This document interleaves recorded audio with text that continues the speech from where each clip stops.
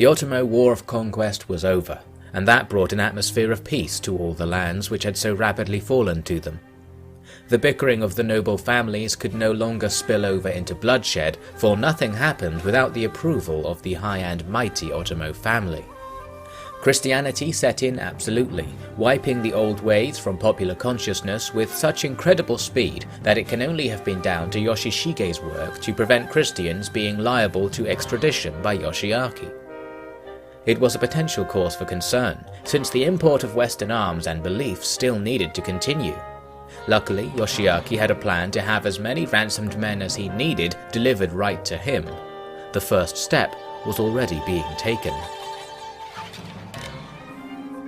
Fields in summer, none remember their scent. All has fallen to the harvest. What is left makes light work to take in. Bare and cold, we all walk these same paths from year to year, life to life, yet never do those leading know where the path ends, and never do those behind know where it came from.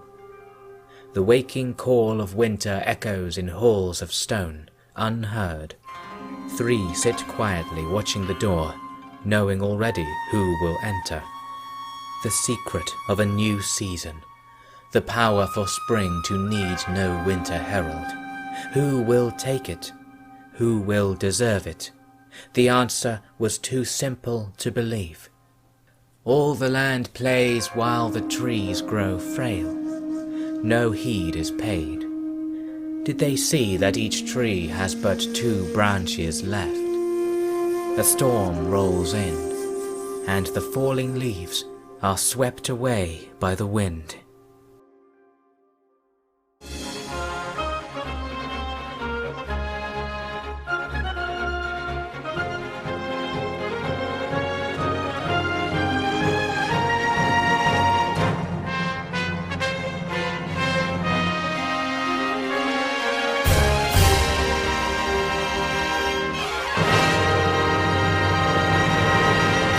Hello and welcome back to Barbarian Masters. While our lovely ladies are working on destabilizing the Ashikaga shogunate, we're currently laying a trap here for the Amiko clan. We need them to come and attack us so that they'll lose a battle or two and we can end our war with them. We need to not have this threat just hovering off the coast the whole time. So I've ended our blockade and we'll just see what they do with that. I've also got Yoshishige coming around now to join the situation over with the Tachibana, where we're very clearly setting up to bring them down. That will give us some nice extra movement options in Kyushu, and of course reduce the threat of a realm divide. Another move we're making along the same lines is to build up more ships down here to the south, just in case that big blob ever turns hostile to us, or grows even larger, plus it's always handy to have fleets around anyway. Back in Kyoto, our good work is continuing as we just very easily kill the daimyos of the Ashikaga shogunate, so the shogun effectively. We've already got 2 shoguns in the last couple of weeks. Now it's Ashikaga Yoshiaki, the famous shogun, who is left supposedly ruling the country, and he is very easy to kill by the looks of things. I actually considered sparing his life to leave him as some sort of stooge to potentially be our own puppet, but in the end I sent in the geisha to just take him down. He, I think, is the final living member of the Ashikaga family at this point, so we can completely end their line, and the old strip and stab tactic works once again. Easy peasy, just walk in, take them out, and then leave, and there seems to be no consequence whatsoever. So that's that. Now the faction will continue to have its own little line created out of other families. The retainers are just being promoted into the shogunate positions. But of course the shogunate's power will have been thoroughly diminished by the loss of all of their legitimate rulers, and all of these level ups we're getting from killing people makes it even easier to kill people in the future. Here's a tiny look at the tech tree, and what I'm going to be doing now is researching my way towards the tech that allows you to build the Nanban dry dock. It's going to take a while, but once we have it, we'll be able to recruit Western-style units, and that of course is going to give us a big edge. That is the ultimate end to our relationship with the Portuguese and the Europeans in general. Now the Amiko haven't done anything with the freedom we've given them to attack us, but I'm noticing here that what we can do is attack them. Because they've got half of their army in a fleet, they can't reinforce in battle if we were to come and attack their castle, so we can fight only half of their forces right now, and I do have Chikaharu with a full stack somewhat nearby. So I'm going to try and invade them before their fleet does anything, essentially. I'm going to put our full stack here in the ships and then just sail out. This will leave us a tiny bit vulnerable to a counter-invasion, but we do have quite a lot of other ships around, and with any luck, even if they do counter-invade, we could defeat the Amico before they can take anything of ours, and that would cause their counter-invasion to actually just be removed from the map. So this is a relatively safe thing to be doing. Now back with the Tachibana, we're pretty much done building up our forces at this point. Yoshishige is just going to land right next to them here at these docks. We do have a tiny bit of an issue in that when I come out of the docks, I'm actually walking right into their zone of control because they're sitting on the border ready for this war. I think it's very clear to both sides where this is going. And now we're stuck in each other's zones of control, so neither side can move unless they fight each other for now. So that's going to be inconvenient. We'll just have to leave things as they are and continue waiting for our treaties to expire before we make that particular move. So we're now in the next turn. The Amico didn't do a single thing during their turn, so we're able to complete our plan to come and invade them. Now we get another one of these interception battles, which is actually great because we're now going to fight all of their guys in the field, whereas normally I would have to fight them in a castle assault, which would be harder. Uno is going to be taking command in this fight because he's actually a higher rank than Kobayakawa. But anyway, let's see if we can bring these guys down a peg and then go on to take the castle. What bothers you so much about it? You are going behind Yoshiaki's back. Nonsense. I conducted a fair transaction, and backs were turned upon it. Besides, I needed new Hatamoto, and captured samurai are easier to coax onto ships than the dojo stock. I don't think you're taking the rule of law seriously. I don't think you are serving the clan seriously. If it makes you happy, I'll get them all killed in this battle. Stop being stupid! What an interesting remark. You certainly have changed your tune. Are you jealous of me? I will recommend to Lord Yoshiaki that you be punished. For what? For using the autonomy he himself gave to me? For keeping his ships afloat and his coffers heavy? I think you are very mistaken, Lord Kobayakawa. Yoshiaki is a practical man, so am I. We work together even if we do not see eye to eye. If all the Otomo vassals could be as untroubled as I, we wouldn't be seeing these blatant purges being advertised squarely for all to see. You really believe that? I know it, and you don't believe it. I assure you that dedication to the clan, while noble and admirable, is poisonous in large doses. As the armies formed up, the enemy general decided to charge forwards, but then once again changed his mind since it seemed like those arrows were putting him off things. So that's very good. We're going to go back to where we were before. Now the enemy's position is pretty formidable. They've got a couple of hills, lots of forests protecting them as well, so I didn't really want to just charge right in for this fight. Fortunately, the enemy sent a couple of units forwards for a skirmish. They were focusing on trying to kill my weaker bow unit right on the end of the line, but by getting into range of them, they themselves came into range of my better bow units with the slightly longer range than bow Ashigaru. So now we can rain more arrows on them than they can get on us and get a positive skirmish going. So I'm going to let this fight continue on, and you can see that first one is already on the brink of destruction. A couple more volleys routes them off the field. Now we can focus fire everything onto the other unit that's nearby. Looks like this skirmish is going to go in our favour. Plus, because the enemy are firing mostly at our lower value units, the Ashigaru, that's all good for us since we're going to keep our best units for later on. At the other end of the line, the enemy general did actually get his mad charge going. He managed to hit some of my anti-cavalry samurai. He was killed pretty much instantly, and his Hatamoto are now going to escape from the field, having achieved nothing. So that was a superb start. Couldn't have asked for a better way to weaken the enemy than to just remove their general for virtually no cost. More archers came forwards, perhaps attracted by the ruckus of the fighting. But once again, since we have so many archers still alive on our own side, we can focus them down. Perhaps if the enemy had used all their archers at once, a skirmish would have been a close call, but with our stuff, using focus fire to kill units one at a time, this is going to be easy, and I'm still using my Ashigaru as meat shields here, moving them slightly forwards to make sure they tank most of the fire. Now this activity drew forwards a single enemy melee unit. They've sent some Katana Ashigaru forwards. It seemed like they were just trying to tank shots because these guys are distracting my archers from firing back at their archers, and there was no way they were actually going to achieve anything. They routed. There's another unit rushing forwards here. This one did make it to our lines, but I just countercharged them with some samurai. They seemed to try and run away at the last second, but now they're stuck in the melee. They're going to be forced to fight, and that's not going to be a particularly favourable fight for them. It's a nice open formation where our samurai will just annihilate these guys. They rout after a couple of seconds and off they go. So far so good. The enemy army is getting weaker and weaker, and we still haven't had to advance on their superior position. Another unit's coming forwards now. They are determined to do this in the worst possible way, it seems, just attacking us with one unit at a time, making sure we can use our archers to their maximum effect by weakening those units. And now once they get close, we're going to hit these Yari Ashigaru with a Tachi Samurai Charge, the perfect melee counter for Yari Ashigaru. They're just going to be annihilated, and again they seem to try and escape at the last second, but they're already caught in the melee. Now the fight will not be going in their favour. We'll just let that continue on. Another unit came over to engage with us. This time I think they went into Yari War at the last second as they came to hit our samurai, so that fight's going to go a bit better for them. But still, they'll struggle and we can surround them if we want.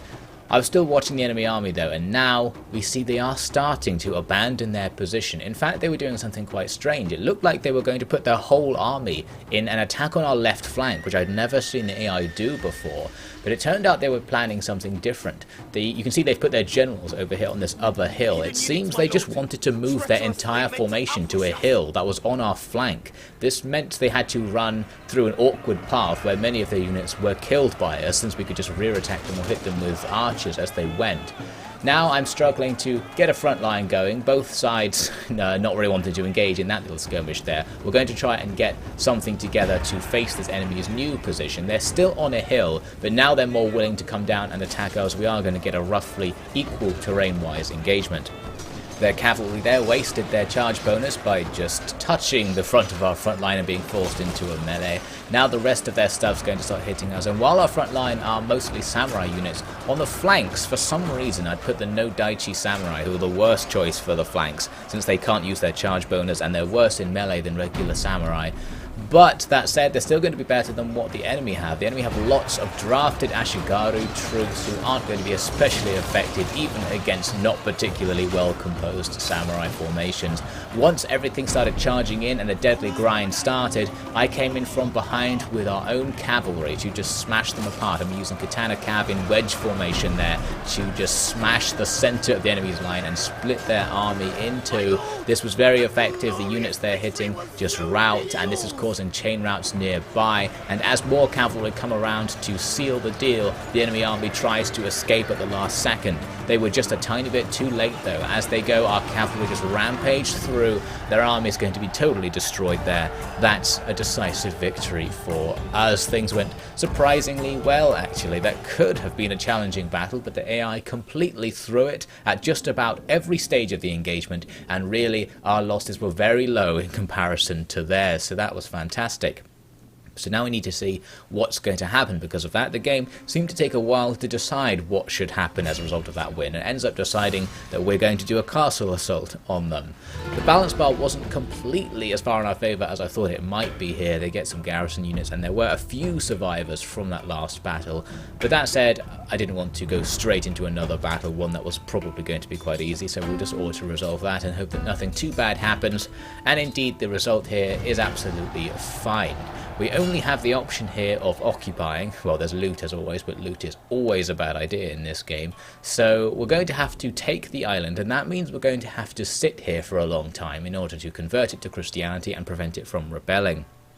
For some reason, the school building here is being labelled as something that's against our religion, although it doesn't appear to have any influence on religion, so I'm not sure why. I'm going to keep it because it gives you a pretty handy research bonus. And they do have a temple that certainly is against our religion, so we'll start burning that to the ground. We need to repair the castle and build something to help with public order here so that we can go back to the mainland as soon as possible. So while we wait to get through that, back in Kyoto, the rampage continues. The shogunate keeps recruiting new monks, and they'll keep spawning new generals as well, so we can just keep killing them, training our geisha, and making sure the shogunate is as unstable as possible, and that soon no one's going to want to be shogun. You didn't see anything? No one entered the palace. Everyone's been shut up in there for weeks because of these murders. If that door was opened or if the guards were there to see it, but nothing. What about food, supplies? You must be letting someone in. Servants come and go, but they work and sleep under guard. None were missing during the night. Then either one of your guards is responsible, or there is a very skilled shinobi at work here. That's what I'm afeard of, Master. The walls aren't so hard to scale. I have to find the most likely point of entry and set traps. You should come with me. Of course. Perhaps a drink to stave off the cold first? Where? Oh, I didn't notice them here. Are there always this many geisha around? Shogun's personal request. Keeps him calm, I suppose. Best not ask too much about that. I understand you, but I will not promise anything. Now drink up and let's get moving. Ah. Strange taste, this. Where's this one ale from? It was... She is... Back in Kyushu, our obligations to the Tachibana clan have now faded away, so we can declare war on them whenever we want. We just need to come up with a plan for doing so. Let's take a look at their armies. They've got this one army outside their castle that looks very powerful, seems to be packed to the brim with samurai and generals. The second army seems to be more generic, lots of drafted and regular ashigaru. We know for sure that the AI faction is cheating here, having that one castle and getting those two very big armies, but anyway, we have similar stuff nearby. We've got Terada, a general I haven't used yet, with a not particularly good army, and we've got Yoshishige with his decent army. So what I'm going to do here is have this guy Terada take all of his forces outside the castle and hide them behind it. That means the enemy might want to come and attack our castle, not realizing it's going to be more heavily defended than it actually is. Yoshishige will sit inside with his superior force, so this hopefully will tempt the enemy into a battle that will be in their disadvantage. And even if they go around the castle and rush south, Terada's position allows him to ambush them. Not that he'd necessarily be able to win that ambush, but it's better than nothing, perhaps. We'll see. And I'm also putting the cavalry outside the castle so that if it does get attacked, we get some garrison units to help us out. With that sorted, we're just going to go ahead and get this declaration going. They don't have any diplomatic ties, so no one else will be involved in this war. It's just us and them, although all of our vassals are technically thrown into this war, not that they're in any position to take part in it. And of course, we've got Yoshiaki over to the east in a hidden position, so he might be able to ambush the enemy, and whatever happens in the west, he'll hopefully spring out and join the fight after this turn. We're just going to see what the enemy do, and indeed, they are going to go for this castle assault. Terada appears with his army to take part in the fight, so it's going to be a 2-on-2 effectively. Two good armies and two bad armies taking part in a battle over this castle. The enemy are leading with their inferior army. That's good to see because it should be easy to repulse their initial assault. Lots of drafted troops who we can get to rout before they can capture the castle. The question will be what we can do about the second army, of course. So here's a little look at how things started off. The enemy have surrounded us with their first army and are coming at us from all sides, and we're just going to defend from all sides. We've got plenty of troops to do that with. Now the reinforcements are going to be what really determines how this battle goes. We've got some cavalry coming in behind the enemy's main blob on the western part of the map, but Terada's army with our inferior troops came onto the map right next to the enemy's superior army. So that means this fight's going to effectively be two separate battles, one down there and one up here by the castle. At least this initial battle is going to be not too difficult, as I've already implied, because they have lots of low morale units. So all we're going to do is stop the enemy from getting into the castle with a few low value units placed outside of our walls, who are unfortunately going to be subject to lots of enemy arrow fire. But once the melees get started, it just sticks the enemy in position so our own archers and our gunners can thin them out, applying constant morale shocks, and those fights won't last very long, since we're going to have a decent advantage even just in the regular melees. Meanwhile, Tirada is now facing the enemy's main force effectively. Things are going well to start with. They charged us with all their generals, but because our front line is all spearmen, that's not so bad. Our cavalry reinforcements got caught up on some enemy spears that went back to deal with them. We're having to get out of there. We need to use those cav to kill the enemy's archers, who are currently taking part in the main assault. The infantry assaulting are starting to give up at this stage. The plan is working. Away they go there, and pretty much across the entire castle at the same time actually. We just cleared up everything, and then we could just reform, ready to face the second wave if it makes it up the hill towards us. And whether that happens depends on what Tirada can do. He's severely outclassed down there, but we do have a big long Yari wall formation that's relatively hard to beat from the front. The enemy do have us outflanked, so they are going to be able to totally fold this line up, and our formation's not the best line overall. It does have some other exposed flanks along the place. At least their generals are really committing to attacking the front of our spear units. We're going to kill lots of Hatamoto and lots of officers, so no matter what happens here, at least the Tachibana leadership is going to be decimated by this fight. They're really starting to win out on our left flank though. They've got multiple samurai units going downhill against our Waco raiders, and not especially effective melee units, so soon all of our men there are going to be in big trouble. Our cavalry managed to find some enemy archers and take them out, but there are still marauding spear units who I'm having to micro away from with mixed success due to the difficulty of paying attention to two separate battles at the same time. At least this one's over. You can see the castle is secure. They didn't get anywhere near the walls, and inside we've still got all of our reserves yet to use. Our Yari Ashigaru score a victory in the form of killing the enemy's general out here, but it's not going to be enough. Even with all those officers down, the enemy superior infantry are starting to break through our lines. They're outflanking us with Cav, their faction leader rushing in now to destroy our archers. I'm going to have to send Tirada himself to try and deal with this. It's getting very dangerous out here. Tirada, you traitor! What happened to keeping the peace? War happened. Our lord cannot trust you to keep your word. I kept my word for a decade. I had to fight tooth and nail against my own people to keep them from your throat. You have disgraced yourself. I am bound to the will of my lord. Take your frustration out on him. Enough of that. You are defeated. Surrender now. End the madness. My part is not yet over. Your men are all dead. You'll be next. That is unlikely. My men have done their duty. For me, there is more work still. You cold bastard. The path of honor is cold. I shall leave you to your emotions. You will see exactly where they lead you. Away from the battle, I somehow ended up having a unit of Waco raiders fighting with some spear samurai. I thought we might actually win that fight, unfortunately we didn't, but we did weaken these spear samurai, so they're not going to be much use later on. Now we've also got units that came up from the enemy's reinforcement army but didn't take part in the fight with Tirada. They're coming around up the east edge of the map to attack the castle, but there's not very many of them and we can focus our defences on them. So arrows start flying and shots are fired from the walls to damage these guys as they come in. Now they're going to hit these Yari walls, be locked in position, and our ranged attacks will continue. Tirada's army's been completely wiped out for the most part. I've got a few archer units still alive that I wanted to withdraw, but for whatever reason the withdraw button wasn't working. So that meant I had to just run and form up along the edge of the line so that our units would rout and then quickly leave the field. In that way we can effectively withdraw them, but with not the entire units being intact. Tirada's making a long run along the edge of the map to escape from the enemy's spears and make it back to the castle.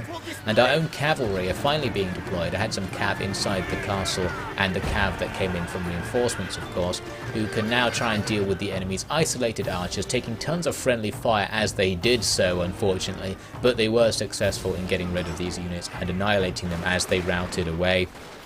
So at this stage, victory is effectively ours. We just need to wait for the enemy's remaining units to come up the hill and attack the castle. So many of them are damaged and their army morale is so low that really this poses no threat. And we see here a unit comes in, it routs almost as soon as the fighting starts, and it routes forwards into our unit, thus losing all of its troops, which is perfect because our entire objective in this battle is to set ourselves up for a counter-attack, so we want to completely annihilate the enemy rather than just win if we can. Here comes another unit trying to do the same thing, but it faces the same fate, this time actually routing just before it really gets into combat, sprinting into our men in its attempts to escape, and it's going to lose virtually everything there because it did that. Soon everything they had left just chain routed without attacking, and the battle was over. A decisive victory. The plan kind of worked. We drew the enemy into a position where it was hard for them to win, but we did lose quite a lot ourselves. We lost over 2,000 troops to defeat over 4,000 of the enemy. Not the best ratio ever, but it should be enough. Here's Terada's army looking absolutely wrecked. Most of the melee troops are gone and the archers aren't in the best condition either. Fortunately, the enemy were much worse off, losing a full stack. I think the full stack that they lost was their good one, and a few of the inferior troops surviving to the end, and now we'll have to finish them off. I noticed the Matsura are actually moving out against the Tachibana, it seems, and they even have a Tachibana officer leading one of their armies. Perhaps he was thrown out the family and is looking for some revenge. The only nice thing to note about this is we can see what the enemy have in their army since they're wandering up to our territory, and that might be important later on because the Matsura can't necessarily be trusted either. For now, here's the move we need to make. Yoshiaki is going to appear from the east to besiege their castle. We can see a few scrappy survivors inside, a couple of quality garrison units giving them some presence on the balance bar, but we are going to be fine to just pile in more units here. Yoshishige's army is still in virtually fine condition after that battle, so he can easily take part in the fight, and I thought let's throw Terada in as well.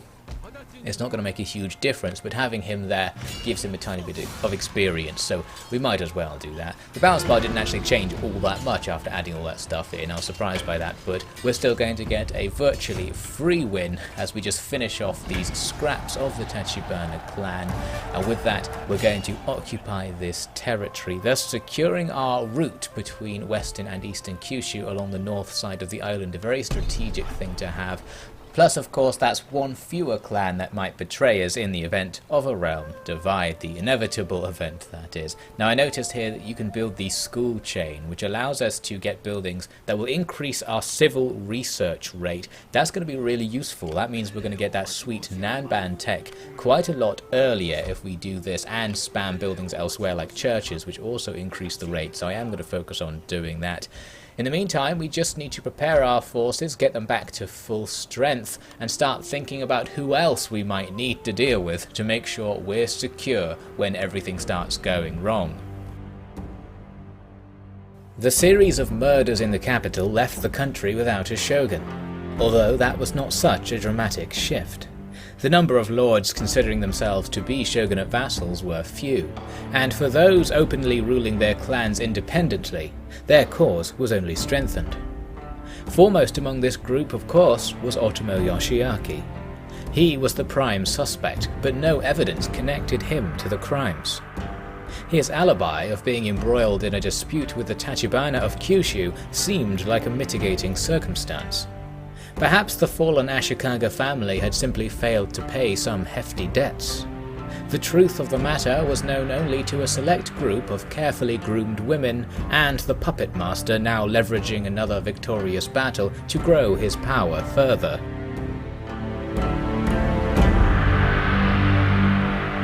That's it for today. Thank you so much for watching, everyone, and special thanks, as always, to the OfficiallyDevin patrons. So we'll continue our plans to prepare for Realm Divide and push our frontiers a tiny bit further in the next episode of Barbarian Masters.